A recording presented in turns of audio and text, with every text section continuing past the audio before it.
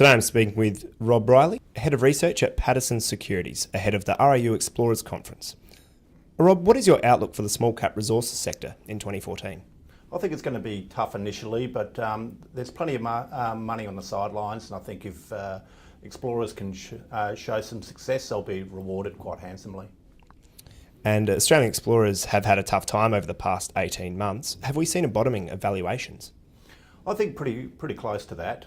There's not a lot of premium in there for exploration at the moment, so there's lots of companies trading at cash backing, so that's a sure sign that there's some upside there in the market.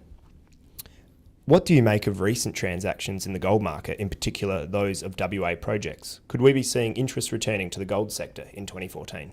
Certainly there is some interest perking up in the gold sector, and the transactions that you're seeing for producing assets are reasonably cheap, and that's why they're getting some support in the market at the moment.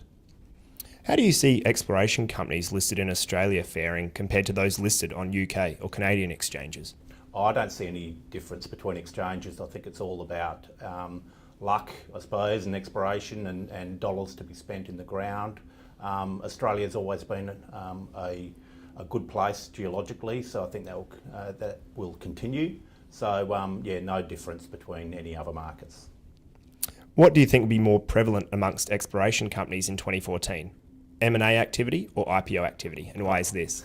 I think M&A. We've got something like 580 resources companies on the stock market at the moment, and about half of those have less than $1 million in the bank. So I think there's some sensible mergers and acquisitions to be done in the space for sure. And finally, Rob, what would be your message to exploration companies and those that want to invest in them? Look, exploration companies need to spend money in the ground. They need to spend it wisely and methodically. So what I'd say to investors is that be patient. Exploration is not a quick game.